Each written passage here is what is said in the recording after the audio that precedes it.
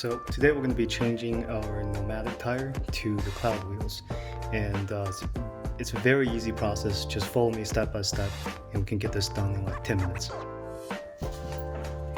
So first you grab a tool and you use the second biggest size to screw counterclockwise until you can actually use your hands. Take out the nut, put that into somewhere secure, preferably in a little box. Remember, there's also a washer under the nut, don't lose it. Then you just take it off. There you go. That's how you take off the wheel. And right under the wheel, okay, so the bearings actually came off too. So let's put all of that away. Make sure you don't lose the bearings. I put that back on the wheel, and on the bottom there's actually another washer, so don't lose that. Actually, you can just keep the washer on here as we'll put the CLOUDWHEEL on. And as for the CLOUDWHEELs, yeah, it's pretty easy. It's already set up for you.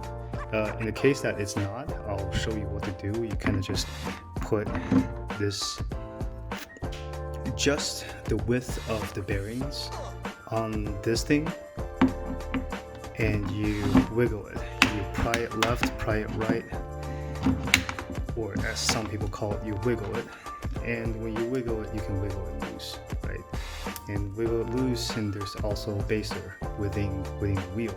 And what you actually got to do is you're putting the washer, putting the bearings, putting the spacer, and you get this side, the side that doesn't have the bearings, and you kind of just push it down. No, need a little bit more force.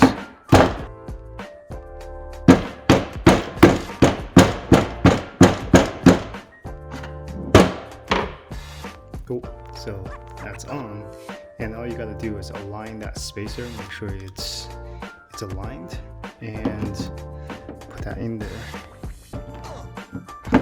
like this. Now, grab the washer that we had, put that in here.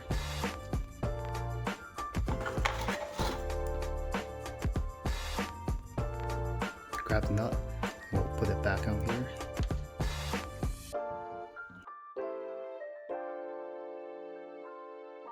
So what I do is, before it goes all the way down, spin it, and you have a general idea of how the wheel spins with no resistance. And then you go ahead and tighten it, and I would tighten it a little bit to the tighter side, and then I would spin it and compare to how it used to spin when it had no resistance. And obviously this has a lot of resistance.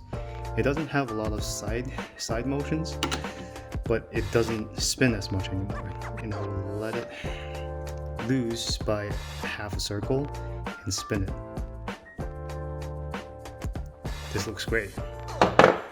And there's ever so slightly kind of wiggle room, but that's fine. That's fine for me. Usually the rule of thumb is, you see the threads on here, there should be at least 2 threads. And there we go. We just changed the wheels on the front side. Just do the same thing for this side as well. Okay, so now we're going to be changing the wheel on the rear side with the motor. It's a little bit more tricky, but it should be just as quickly as before. Now use the same tool as provided. Spin counterclockwise on these wheels.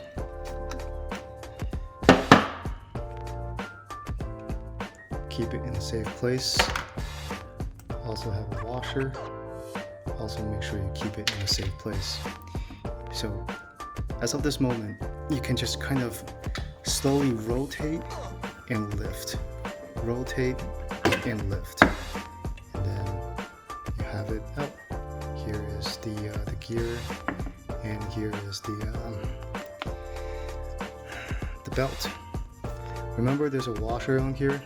Don't forget it. And just a word of precaution: the AT wheels, the washers are not really tight on them. They fall out very often. So when you're storing these, make sure you don't lose it, because they kind of just fall right out.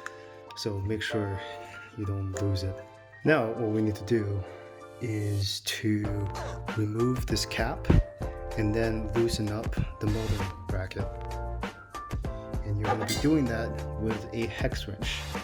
In the AT2 they actually provided one, but if you don't have one, this is a very common size. I don't know what size it is. Oh, actually I do.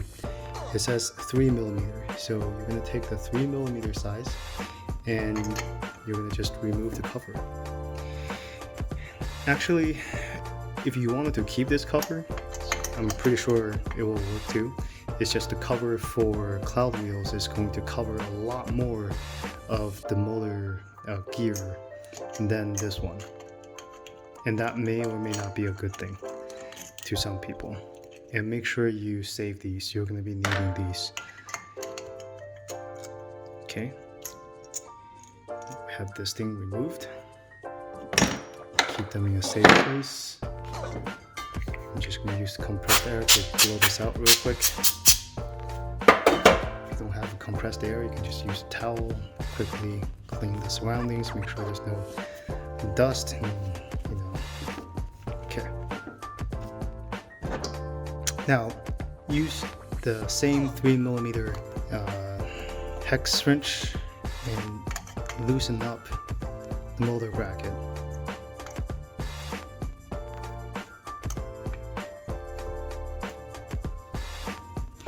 Once it's loosened, see if you can move the motor. Sometimes if you go off-roading a lot, there may be sand in here, so it gives you a little bit of resistance. Nope, there you go. Now it finally moves.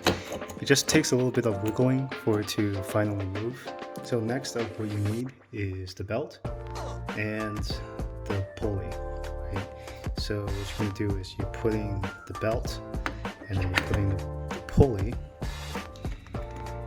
and then you wrap around the teeth of the belt and align it with the teeth of the pulley, and then you push down your pulley, and there you go. It's super easy, right? And then you need to adjust your belt tension. You don't want it too loose, but you don't want it too tight either. It came in really tight with the factory, so you want to apply moderate force pulling your bracket this way, and then push this thing. This looks about good, and while you're still holding on to it, use the 3mm bracket and start tightening things up. Make sure you tighten this halfway and start tightening this side. I can already feel the motor being slanted. Okay, so this is good. You know, one thing I like about this system is that I don't need to remove the whole thing to reach all 4 of these. So that's definitely a plus, to reach all 4 of the screws.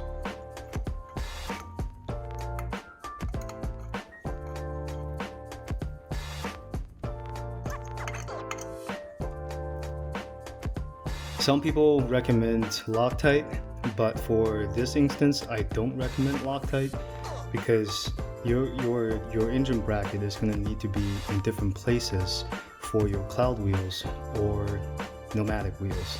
So you're going to be needing to adjust the position of your motor if you're going to be changing them very often. So I don't recommend Loctite. But that means you're probably going to need to come back and tighten these once in a while to do your standard maintenance. Okay, so when this is done,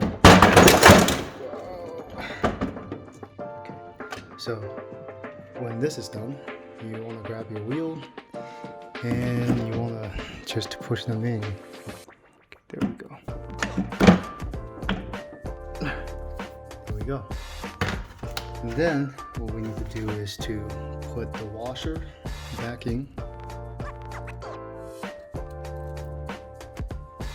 and screw the bolt back on.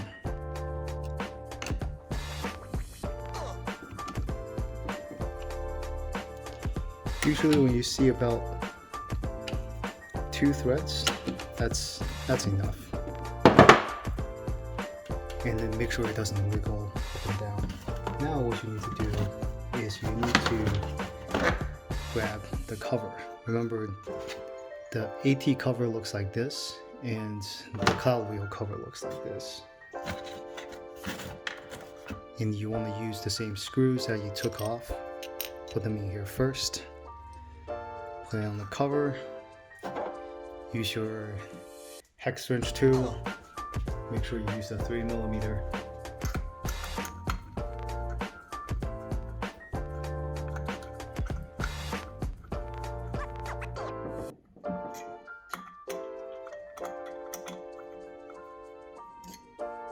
Okay, well, there you go. It's done.